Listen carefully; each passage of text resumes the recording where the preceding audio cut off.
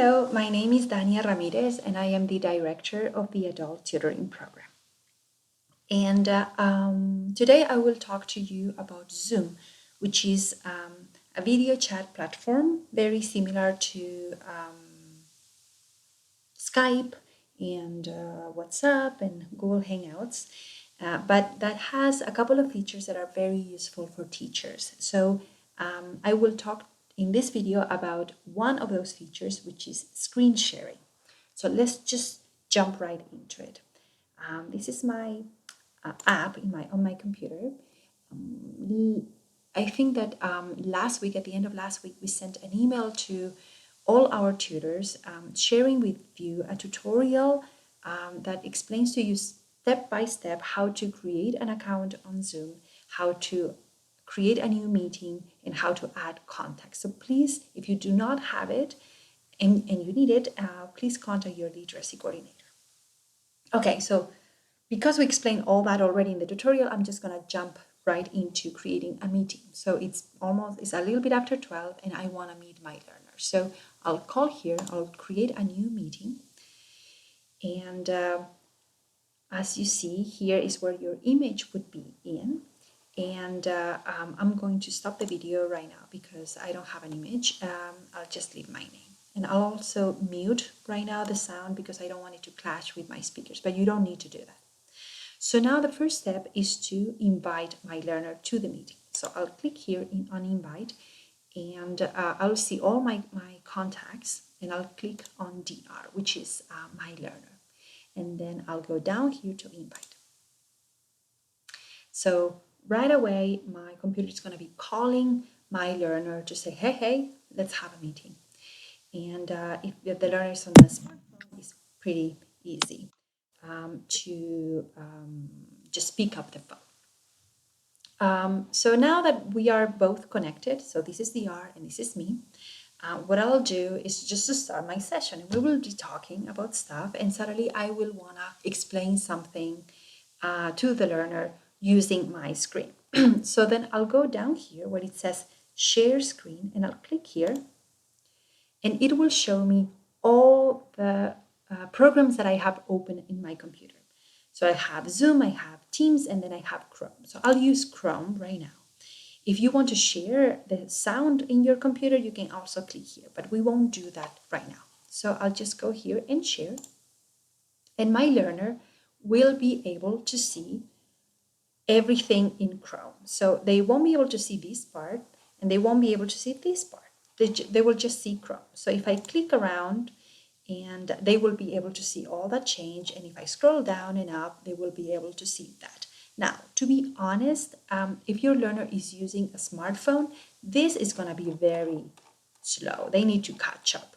So, you got to keep that in mind if your learner is going to be using a smartphone. In any case, let's just show you what we could do. For that, I'm just going to go to this other website called Tumble Book Library. This is something that you have access through your KDL membership. So you just need to go through the KDL site. There's another video that explains how to do that. So, but it's just, to show you what you can do. So you are on any website and then you go up here and you have a variety of things that you can do. So you can pause the sharing of the screen and go up and down and your learner will see the last image that you sent. Now we are going to resume share right now. And so if you go up and down again, your learner will be able to see that. Now let's go to Annotate. So here you have a variety of tools that you can use. So you can, draw, for example, like that, and then erase that. You can, enter some text. And then select that text and move it around. You can also, erase it afterwards, and so on. You have a variety of tools that you can explore yourself. If you want to clear them all, then you can use that. And if you want to save the screenshot in your computer, you can also do that. This is how you recover the use of your mouse, by clicking mouse. And then you can just close here. And the other thing that you can use when you're screen sharing is remote control. So here, if you click down here then and you click on your learner's name, you can give mouse and keyboard control to your learner. Now, again, if your learner is using a smartphone, this is going to be harder to use.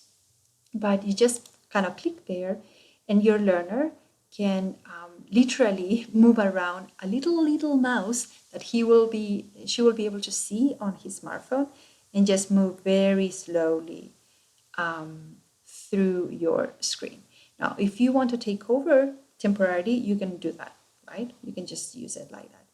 And then you wait a couple of seconds and your learner can again kind of move it around a little bit slowly. So as I said, it's harder on a smartphone, but it's much easier on a desktop. Now, if you want to stop the having him or her having control over your keyboard, then you just go up here again, go to remote controlled, and you abort control. And that's how you regain control over your mouse and your keyboard. So again, that's pretty useful if you wanted your learner to enter information in some page and just help him along with that. If you wanted to do the census, for example, together, that would be very useful. And then after that, if you want to stop sharing your screen, you just go up here, click stop share, and then you're going back to the initial screen. And that's pretty much it. After that, if you want to end your meeting, that's how you click. You just go ahead and end meeting for all. And that's it. I hope this was helpful. I encourage you to use it. And if you have any questions, please let your literacy coordinator know. Thank you. Bye-bye.